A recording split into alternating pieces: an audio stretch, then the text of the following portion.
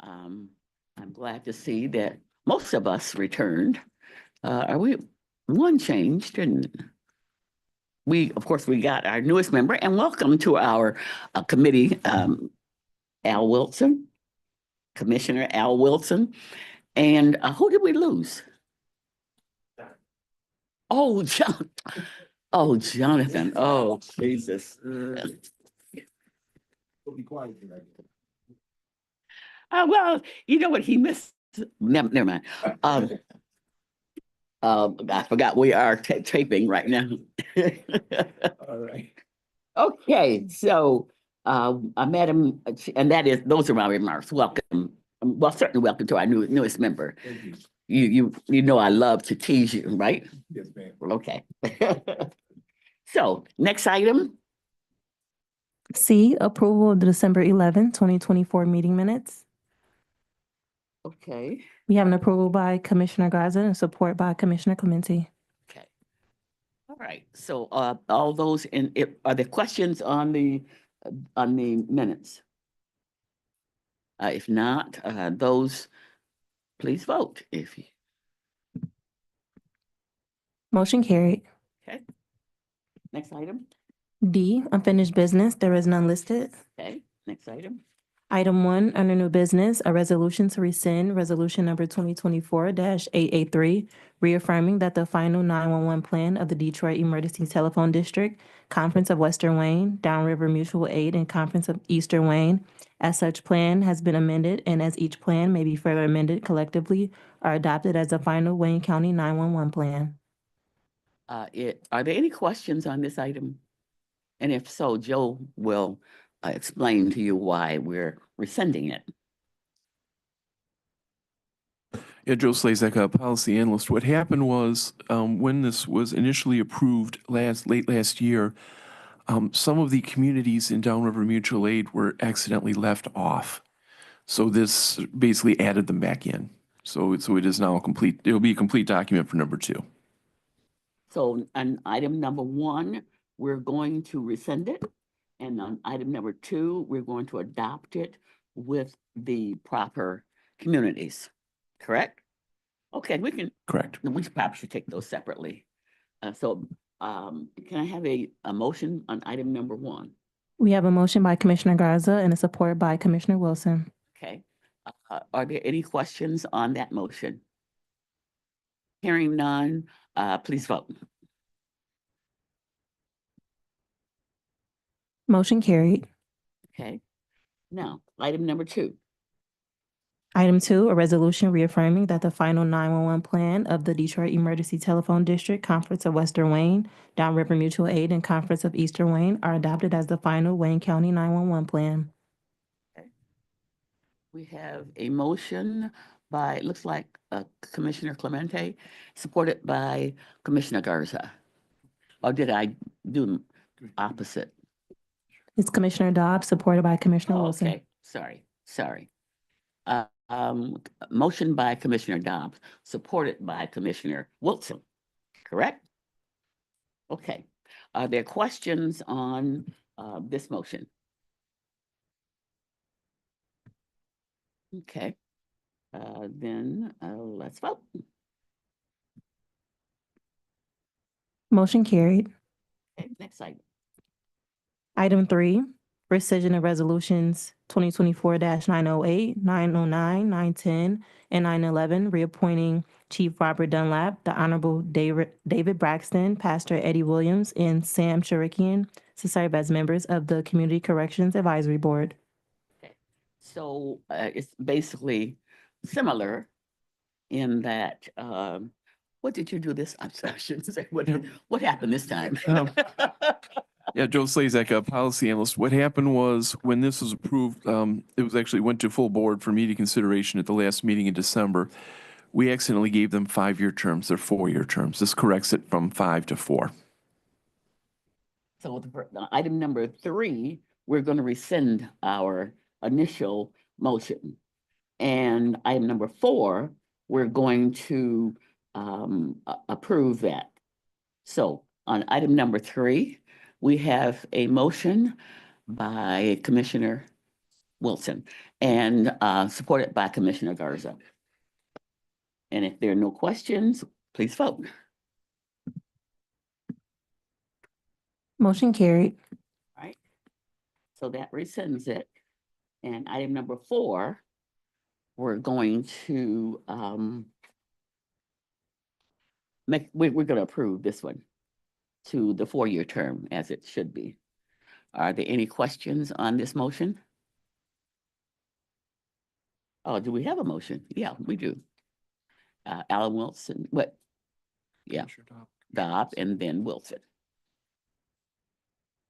Okay, well, please vote. Motion carried. Okay, now, is the prosecutor here yet?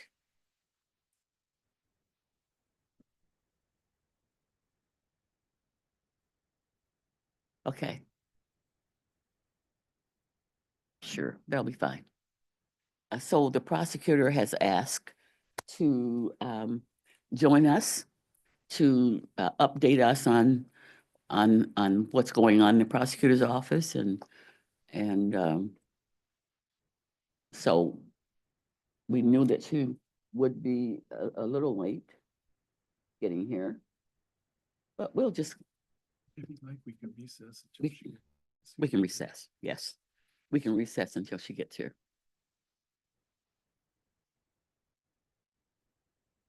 So this meeting is in recess.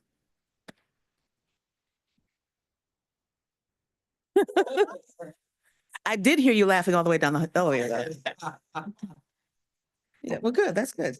Okay, this meeting of the Judiciary, Homeland Security, Public Safety Judiciary and Homeland Security will reconvene.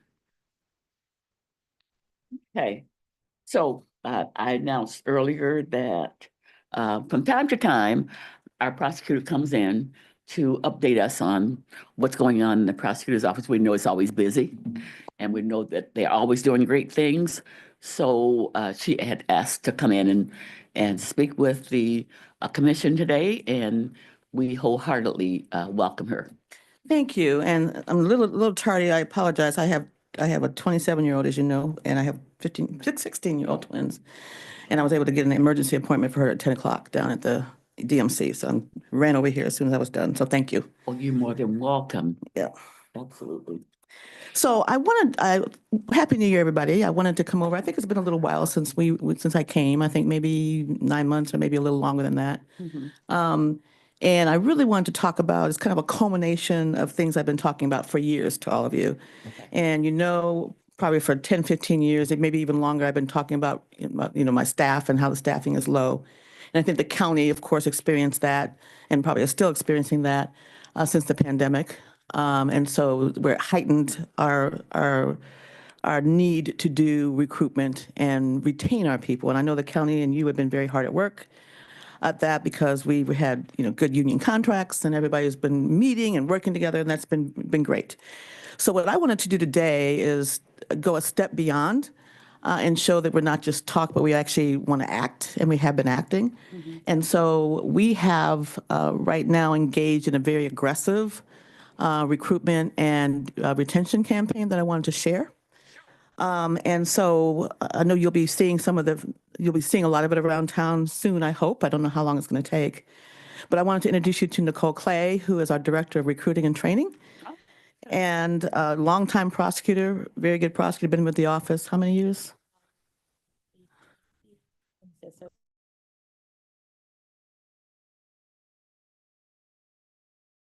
Relatively new to this position, and I think that she really didn't know what she's getting into. We have no problems now. Well, I shouldn't say we are hiring now newer lawyers, and newer lawyers are beginning to apply like they used to years ago. Mm-hmm. Years ago, we would get 300, 400 resumes, and we'd have to cull through and decide who we wanted to talk to.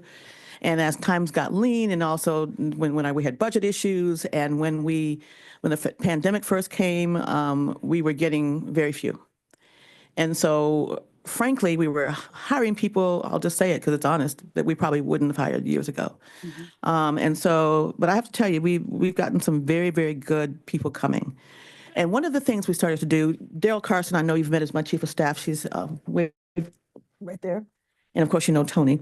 And she came up with an idea that many people in the legal profession have been doing. They just hadn't been doing it in public service offices. And so when law students are matriculating in law school, you know, law school's 3 years, many law firms and other entities will hire people to work for them before they have graduated from law school. We had never done that before. And so Daryl's idea, we started doing that, and we had people that would then commit to us before they graduated. They could come and work under the student rule, and they, the caveat kind of was, they have to take the bar exam, as you know, and so most of them will not start until after the bar, and that's understandable, and we actually prefer that they focus all of their time studying for the bar exam, and it's usually a study period of about 3 months to study for that. And so we pay them after they take the bar while they're waiting for the results, which is also a couple of months, or if they choose to work during that period of time, we pay them on what we call them, the project consultant legal aids. It's a position that was created and approved. And so we pay them, I think it's $20 an hour. I think it should be a little higher, of course, but it's, well, that's another visit that I'll come and talk to you about. But we pay them, I think, 20 or 25, I think it's $20 an hour, I think. And so they work, and we place them. And the good thing for us is once they pass the bar, they are committed to us, and then most of them are pretty trained pretty well by the time we do that. So that was something that's been working out very, very well. I'm not sure how many we have, but we have quite a few. Really? And we've always had an intern program, and we have had that for years. It really thinned out during the pandemic. It's unpaid intern program. We've had as many as 70 a year. And Nicole put some numbers for me today, and we pair them with lawyers. They help the lawyers out. They sometimes get on the record, which they're always very excited about, because they're usually second years. Usually, we get a few first years. What year are they in when they serve as the interns? Well, as interns, Are they in law sometimes school? first, yes. Oh, yeah, they're in law school, yes. Okay. Sometimes first year, sometimes second year. It's the third year students that after they graduate, they come work for us, or they come after the bar. So, but they're very excited to get, because Wayne County has a reputation across this country, frankly, of coming in, you get to do the work.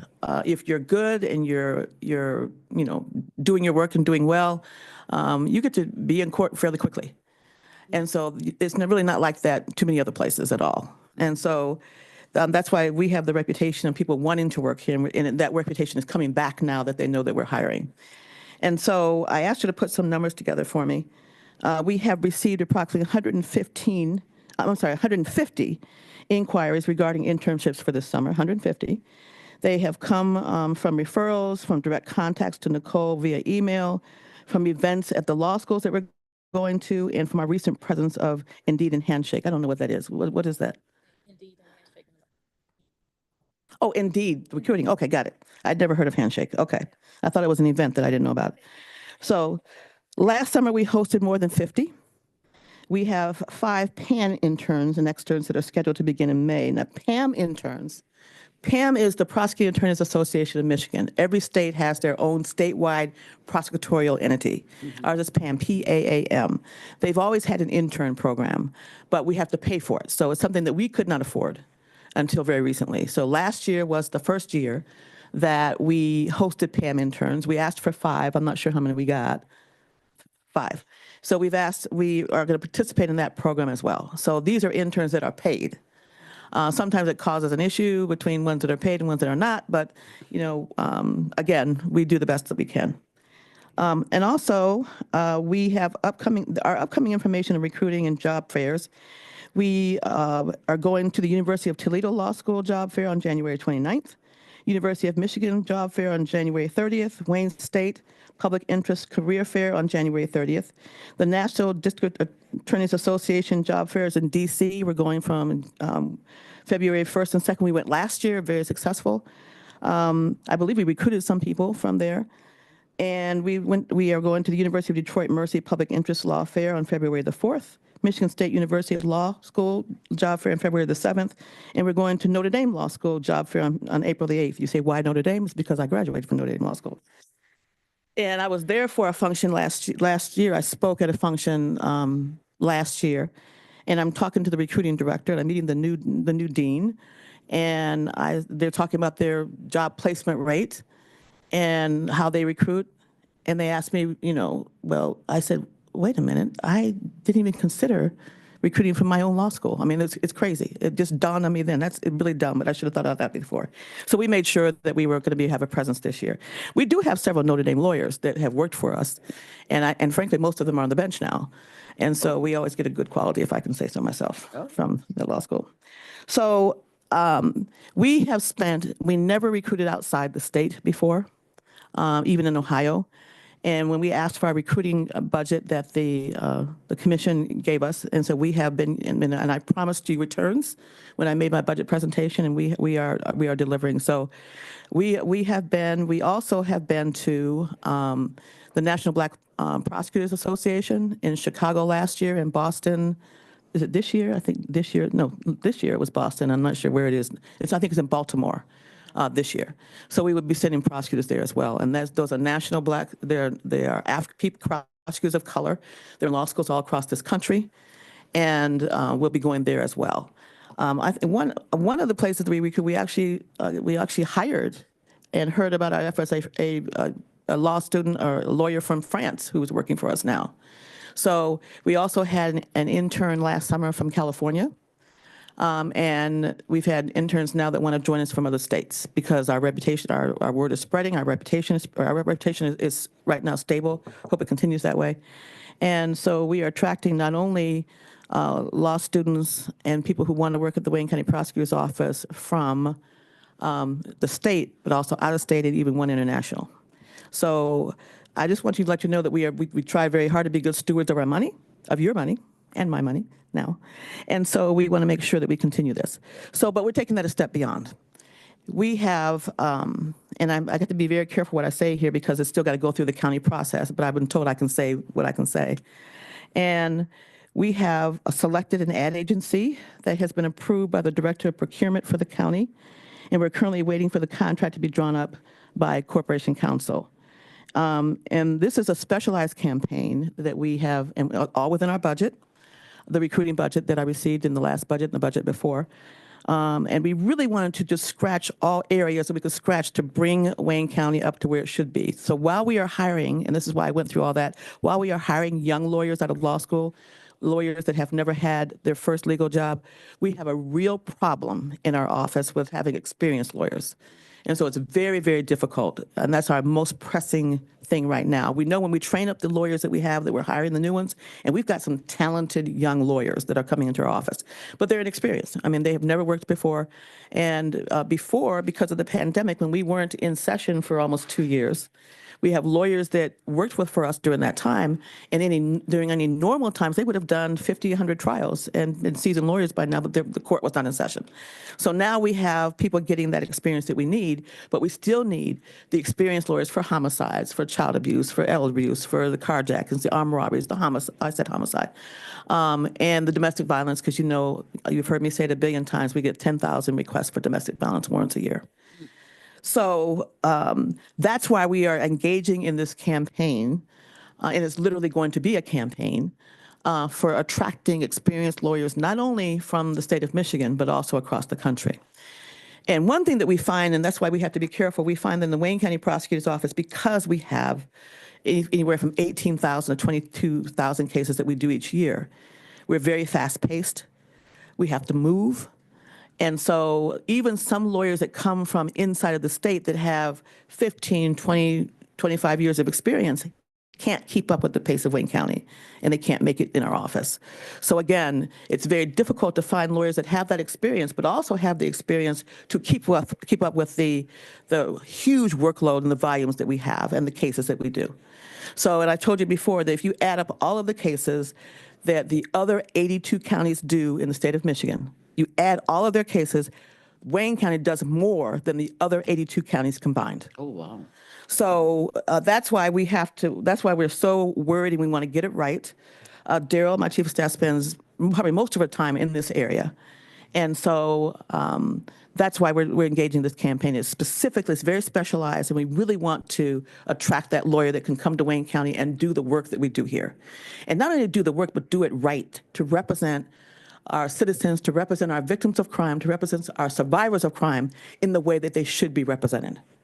So as a part of that, as an offshoot of that, we also engage in a very robust training program. And that's what I said at the very beginning.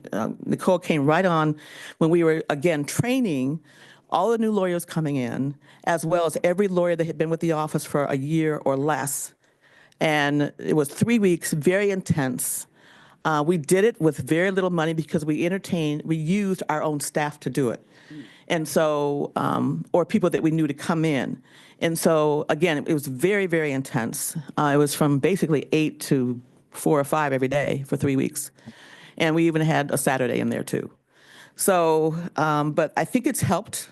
We've never done that before because we've never been able to take people out of court to learn and use them full time. It was very difficult on the rest of my staff because we were pulling not only people we wanted to teach them, but we were pulling people, these young lawyers, out of areas that they could handle.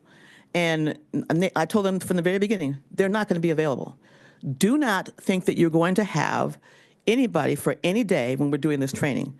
So, and then again, we're taking them as well to help train, to keep the cost down. So Nicole shepherded her way through all of that. We think it was successful. I told her we're not going to do it every year, I promise, but we are going to do it probably every other year. And so the other thing we did is, again, all within our budget. So because I came to my budget hearings, I came to you and I asked, I said, I'm going to be coming back asking for these things. We also hired some consultants that helped us be more tight, helped us with any issues that we have, guided us to try to be as efficient as we could be. And then we had also training out of that, we had training for our managers. Because we are lawyers, we're not managers, and so we have to learn how to be managers, and not all good lawyers can be managers. And so we made sure we had 2 very intense trainings for our managers as well. And so we're engaging them to help us in other areas too, to make the office be as best as it can be. So I do want to tell you about a few of our other efforts, and then I'll take some questions from you.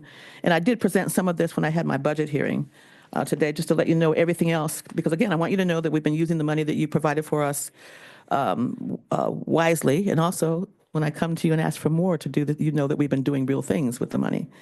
And so we also, I also talked about going everywhere to recruit and out of state. I've talked about the National District Attorneys Association, which is the biggest prosecutorial DA organization in the country. And I talked about NBPA, the National Black Prosecutors. One idea that we have that is kind of crazy, but I'm going to share it with you anyway. One thing that the feedback that we got, and Daryl, correct me if I'm wrong, from some of our out-of-state law students that came to work here in the summer for free, is we wanted to come up with some idea that we can help them, even though they're working for free, whether finding housing for them, finding other amenities, having people host them. So that's another thing that we're working on too, to broaden our efforts. If people want to come here to eventually to Wayne County to work, and the feedback we got from, was it one person? I think it was it 6 people or something like that? But I remember distinctly one from California, because she came up to see me before she went back to law school in California. And she wanted to continue, she wanted to work here. She wants to be a Wayne County prosecutor now because of the experience she had during the summer. So we are just beginning to talk about, when I have formalized and crystallized a plan, I'll come back to you, a way to help people who want to come across country and work here. And therefore, we can attract people to come here. It's going to help Wayne County and our growth here. So it's kind of cyclical in ways that we can find to help them. So if we can find some kind of housing or other ideas. So we're formalizing that. So I just wanted to plant that in your heads as well, that I think there are other ways that we can attract people here as well, even if we're not being paid, even if they're not being paid. So, and then we can leave it to us to give them an experience in our office over the summer that they're going to want to come back and work here. So that's another thing that we're thinking about. Again, they want to move to Wayne County after graduation because of their experience they had here in the summer. So we have some inquiries from people who want to come and do that. We also, I want to thank you and the CEO's office again and again for the retention bonuses that we were able to get for the GBA. That helped also as well. And so that's been just tremendous in our retention efforts. I don't want to talk anything up, but we have had a lower resignation rate. And as soon as I say that, 3 people will resign tomorrow. But it's vastly lower than it was. And so I hope that continues. And I hope I didn't just jinx myself. One of the things that's very important to everybody now, not just people who work in the Wayne County Prosecutor's Office, is work-life balance. And so I've talked about this before, but I just want to mention this quickly. We really, about 2 years ago, really launched what we call our wellness campaign. It's called Fitworthy. And we have one of our detectives that's really the architect of all of this, Pat Little, who used to be a Detroit homicide detective that works for us now in our CIU, our Conviction Integrity Unit. And we started talking about a lot of things that we want to do. And so we have, and again, I came to you, the full commission, 2 years ago, I believe it was, and asked for $25,000, just a very small amount of money to launch our wellness program. Because what was happening is $25,000, when you compare it to all the things the county will have to pay if we have to keep on recruiting, people leave because they're too stressed out. We have to train them again. We have to hire them again. And then we have all kinds of other things that add up that the county has to pay in terms of healthcare and all these other kind of things, because people are having real mental health issues because of the work that we do. Imagine a scenario where, and this is our life every single day, where every single day we're seeing a child abused in the worst of ways. Heads bashed in, sexual abuse, stabbings, all kinds of things that people can do to abuse children, they do. I'm not even going to mention some of the horrible, horrible, horrible cases we've seen that are much worse than that. And it seemed they were always bad, but it certainly exacerbated during the pandemic. And now we're seeing the worst types of child abuse and domestic violence and road rage. And you all have been at lights and sitting there, and nobody wants to follow the rules of the road anymore. Instead of a drunk driving case where it's 0.08, it's 0.3 something or 0.2 something. Some of the worst cases that we have to deal with are families that have lost loved ones because of road rage and traffic incidents. I don't call them traffic accidents anymore. They're criminal traffic offenses that are killing people, sometimes 2 and 3 and 4 people at a time because of something criminal. And so we want to make sure that we're able to deal with all of that. And crime has just the types of crime has gotten more and more violent. And so we look at these every day. We look at women who have been battered. We look at 90-year-old and 80-year-old and 75-year-old women that have been sexually assaulted, sometimes in a coma in a nursing home.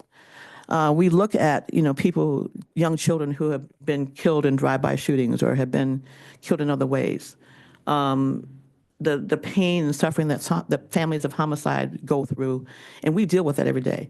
We deal with upset parents who are upset that, why are you offering a plea, or why is it taking so long, or and very legitimate questions. And we have to deal with this pressure every single day of the over 18,000 cases that we do. And so when you're a person that's doing, let's just take a person in SVU, special victims, when they're dealing every day with child sexual abuse cases, when they're dealing every day with sexual assault cases, some in the worst way, when they're dealing with every day and looking at the pictures and reading the transcripts and doing everything that we have to do every day, it can be very debilitating when it comes to your mental health. And I get that. I did that myself before I became a judge and then the elected prosecutor. And so we really have to pay attention if we want to retain people and don't want to lose people because they are too stressed out or too mentally, sometimes you just need a break. And so we want to be able to keep people. These are the experienced people that have been doing these cases for a long time. We want to be able to keep them. So we asked for that small budget from you, and we were able to get, we have yoga instructors coming in. We have chair massages. We have a chiropractor that comes in.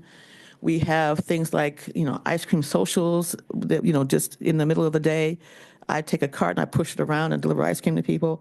We have our therapy dog that we haven't brought a therapy dog in a while. We need to do that again, not to be confused with a canine dog, which we have also.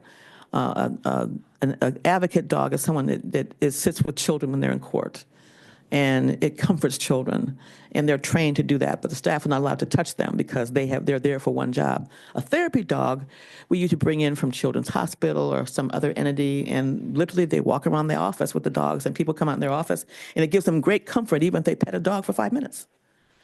So there are many things that we're doing like that. What am I leaving out that we do? We have a health fair that we do. We started 2 years ago, where we bring in the Wayne County Health Department. We bring in food trucks. We bring in cornhole. We bring in putt-putt golf. We bring in vendors with healthy foods. I think Plant Detroit, I think, is coming today on the 22nd to our office, and they're bringing in their healthy salads that people can buy. And so we have people make and sell salads and try to do some healthier options that we come in. And chiropractor, yes.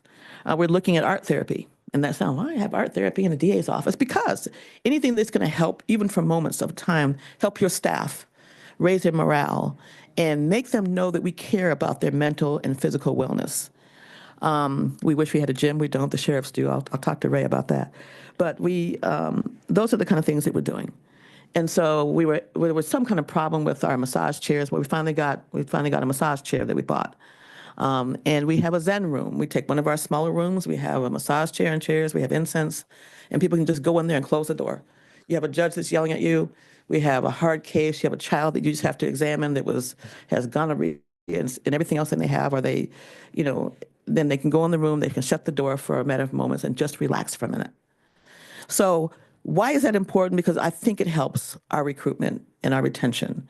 And at least they know that people who are in charge of the office care about their mental health, and they care about their wellness. And we're trying to think of any way that we can bring into the office and still do our mandated functions and take care of our staff. And it's kind of a heal the healers. You have people that need healing, but the people who are healing them, the healers also need help as well. Secondary trauma is what they call it. The trauma that happens to people who are helping the people that have the trauma. So I'm not sure. I probably left out some things that we do on the wellness side. There are some other things we're looking at doing, but we were able to do that on a very small budget, and we're very proud of it. I said yoga, didn't I? Yeah. And so we're very proud about that. So all of this is designed to help us retain the people that we have, because we really have to fix the biggest problem that we have at the moment in terms of recruitment, and that's getting the experienced lawyers wanting to come to Wayne County and do the workload that we have. So I just wanted to give you just a small kind of update on everything that we're doing in this space, because I know that when I came and made that ask, that it was something that was different, something that really wasn't being done. Because of our work, I've been invited now 2 separate times. I'm going again in March to talk about what we're doing for prosecutors in our office in terms of wellness and retention. And really, when I go places and do this, I get more ideas that I want to do for our own office. So we had cider and donuts, I think, in a room a little while ago. And so we really want to, again, thank you for giving us the opportunity, giving us the funding to be able to start these programs. I will always come back and ask for more, as you know. But I wanted you to see that I want to show you what we're doing with the funding that you provided to us. I think it's important for you to know. So as we go along and as we go through Corp Counsel and do what we need to do contractually to get our ad agency going, then I'll come back or send you some information about what we're doing to that end and the results that we get. So thank you. Okay. Prosecutor Worthy, how many vacant positions do you have? I think, Daryl, you want to come up and you can hate to cold call people, but I don't know. I know I don't want to guess because she's right here, so she'll know. Or she can give you a better estimate than I can. It's Daryl Carson, my chief of staff. Turn your mic on, please. Is it on now? Okay. We Yeah, really pull it towards you. don't have a lot of vacant positions. Most of the positions that are vacant are the more experienced attorneys, which is why we're trying to recruit now. Mhm. So we have filled most of the lower level positions. Now we're working on the APA 2s and 3s, which we don't have at this point in time. So our newest member, Alan, we really did a lot of restructuring. The chair created a task force to take a look at what we were paying. And we knew that there's a problem, especially in the prosecutor's office where you've got attorneys making what clerks make. So last year, the executive office and the commission came together and we did a lot of studying and comparison, comparing other other agencies. And we were able to boost the salaries of attorney, well, all of them, Yeah, but especially, everyone, yeah. yeah, but especially in the prosecutor's office. There's no way possible that they can retain employees when the attorneys are making what a clerk would make. They were making $44,000 a year a few years back, 44,000. And on average, most of them had over 200,000 worth of law school debt. So over $200,000 of law school debt. And the reason, usually when people come to my office or send me a letter saying they want to leave, usually they don't want to leave. Yeah. They leave because they cannot continue to live on $44,000 a year after $200,000 worth of law school debt. So then it went up to 60,000, and now this latest contract is 75 start. So we're pretty. I think for one day, we were among the highest paid prosecutors in the state for one day, and then the Oakland and others- Macomb and everybody else raised. And so that's the other thing to keep in mind, and that's what I've told our commissioners for a very long time. Why are people who have 2 or 3 people in their office, or there's an office, I won't mention the county, that has 20 prosecutors, and their prosecutors were making $20,000 more than mine. And they are the ones doing the homicides. And that county maybe has 2 murders a year. And so, again, those are the kind of things that we talked about. So what was happening is that we would hire people, and once they get a little training, They leave. then they didn't just leave. Other municipalities would recruit them away from us. Paying $20,000 and $25,000, $30,000 more for doing less work. So we had a real problem, and I'm pleased that we were able to elevate many of our positions and bring them in at higher, and including the sheriff's office. Sheriff's office continues to have huge problems in recruitment, but at least we were able to raise the starting salaries of them. But we know that our prosecutor works full-time, looking for ways to bring money into the county other than through regular process in grants. She's known to go out and find grants that nobody knows about. And so we're very pleased to have her, and we're pleased with her performance, and certainly pleased that she's able to. One of her pet projects is that what was it the Sexual assault kits, one of them. what was that? CIU, the Well, sexual assault kits. Yes, but also rape kits. Yep. The elimination of how many rape kits was We it? had 11,341, I think. 11,000 rape kits just sitting.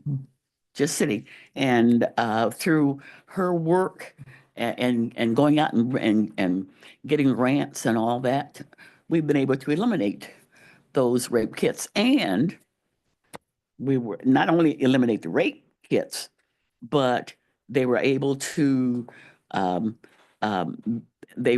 in addition to that, they were able to find people who had committed rapes over and over again. Yep. And we also had one exoneration too, because of a rape kit.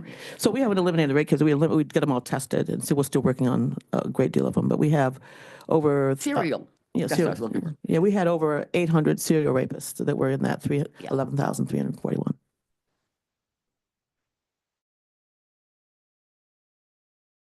I would just like to say thank you, Prosecutor Worthy, for your comments. Very, very powerful indeed. It's a very, very staunch education for me to recognize the things that you all go through in your office.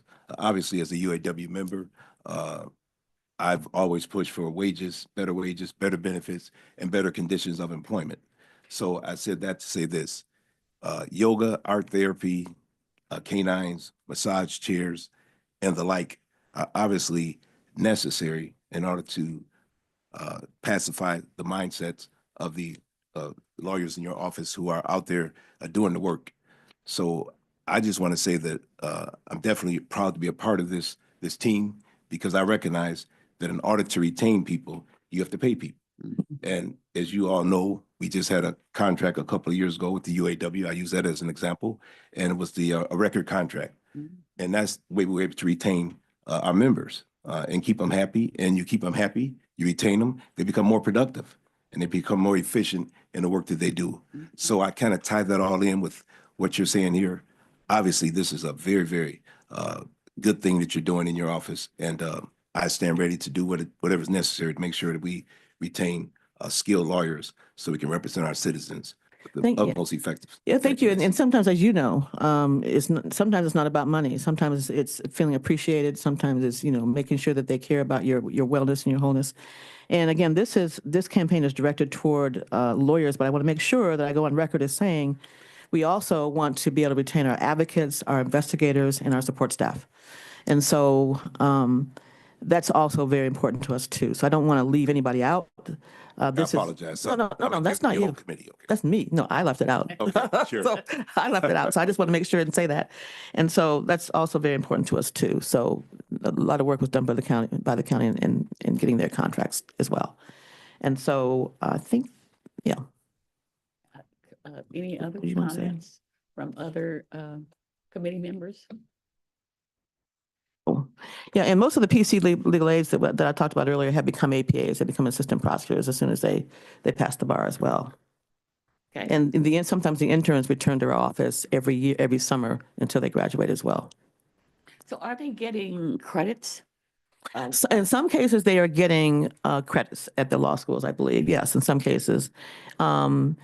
And they're getting the experience and they're getting kind of a leg up, I should say, on getting hired because we'd like to hire the interns that have worked in our office before. Okay. All right. Any other questions or concerns? Thank you. Thank you. Thank you for having me. Thank you so much. And just off the record, I mean, you want to share with us what your 27-year-old has just accomplished? Oh, my oldest daughter graduated from U of D Mercy Law School in May. Yeah. Yeah. Yep. Has she taken the bar yet? Yeah, she took it and she missed it by 4 points. So she is now Okay, studying that's again. okay. Oh yeah, I took it twice. And I missed it by much more than 4 points. I took it the first time. Well, good So for she's her. getting ready. Yeah, so she's working to pass it now. Yep. Good for her. Yeah. Good for her.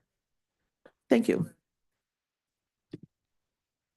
Thank you so much. And please feel free to come in and update us at any time. We are always I appreciate happy you to have listening. Yeah, I think it's just good to let you know what we're doing other than just at budget time when I'm coming asking for money. I want you to know what we're doing with that money. So Yeah. thank you. Well, we never question that with you. Okay, thank you. Thank you very much. Thank you. Okay. Okay.